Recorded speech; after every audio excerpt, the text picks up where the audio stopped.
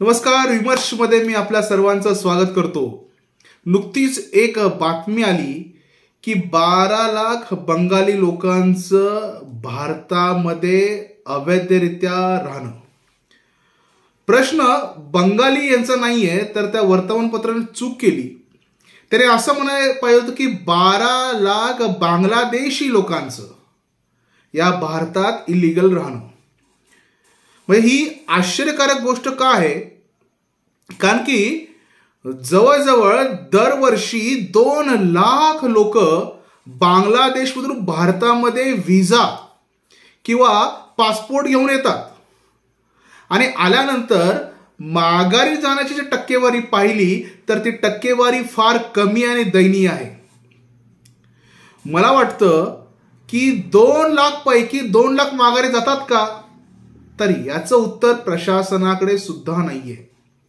नुकताच एक अहवाल प्रसिद्ध झाला आहे की दरवर्षी 2 लाख माणसं या ठिकाणी आली आणि त्यापैकी 12 जण माघारी गेल्याची नोंद नाहीये। हा अधिकृत आकडा आहे। ज्यांनी अधिकृतरित्या पासपोर्ट व्हिसा याद्वारे आपल्या देशामध्ये प्रवेश केला। अनधिकृत आकड्याबद्दल मी अजून काही बोलत नाहीये।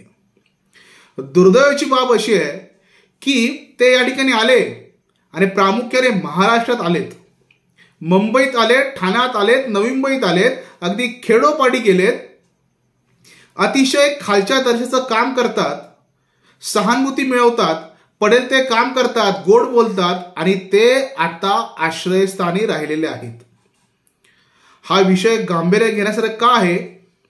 कारण की बांगलादेश एक मुस्लिम कंट्री आहे आणि जेव्हा इस्लाम खतरे में असतो तेव्हा हे बांगलादेशी तुम्हाला जे आज वाटतात आपलेसे ते उद्या कुणाला साथ देतील हे सांगायची गरज नाही। दुर्दैवाने आज त्यांच्याकडे सगळी ओळखपत्रे आहेत। काही नगरसेवकांनी तर बांगलादेशी वोट बँक बनवले बंगला लोकांच्या नावाखाली। आज पण जेव्हा एखाद्या बांगला लोकाला किंवा बांगलादेशी लोकांना जर विचारलं तो कुठला, तर तो साधारणपणे बॉर्डरची गावं सांगतो।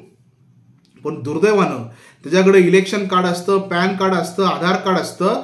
आश्चर्यकारक म्हणजे काही बांगलादेशी महिलांनी लाडकी बहिणीचेही लाभ घेतलेत।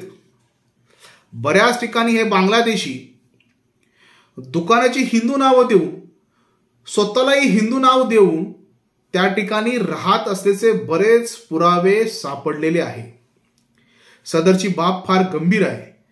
आजकाल ठाणे, नवी मुंबईमध्ये किंवा बऱ्याच ठिकाणी रस्त्यावरती फळ विकणारे, फ्रूट विकणारे किंवा नारळ पाणी विकणारे हे कोण असतील तर तुम्हाला आढळेल हे प्रामुख्याने बांगलादेशी लोक हे मोठ्या प्रमाणात असं रस्त्यावरचे धंदे करत असतात। आज बऱ्याच बांगलादेशींकडे पूर्ण व्हॅलिड प्रूफ आहे आणि ते या भारताचा नागरिक असल्यापर्यंत वागतायत। कीव एवढीच येते की काही जण म्हणतात आम्हाला भारत देशात सेफ वाटत नाही आणि तिकडचे बांगलादेशी जे स्वतःला इस्लामाचे अनुयायी समजतात ते या ठिकाणी येत आहेत कारण की बांगलादेशची अवस्था आज आपल्याला माहिती आहे, तिकडे खायचे वांदे आहेत। आणि अशा बांगलादेशी नागरिकांना 12 लाख नागरिकांना, अधिकृत नागरिकांना 12 लाख लोकांना हा भारत देश पोहोचतो ही शोकांतिका आहे। मला आठवतंय की अखिल भारतीय विद्यार्थी परिषदेने एक मोठं आंदोलन चालवलं होतं। त्यावेळी डिटेक्ट, डिलीट, डिपोर्ट साधारणपणे याचा अर्थ असा आहे की बांगलादेशींना शोधा, त्यांची नावं मतदार यादीतून वगळा आणि त्यांना त्यांच्या देशात परत पाठवून द्या।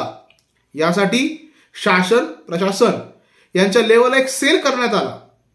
ह्यांना शोधायचं, ह्यांचं नाव वगळायचं, ह्यांना एका ठिकाणी ठेवायचं आणि त्यांच्या देशात त्यांना परत पाठवून द्यायचं।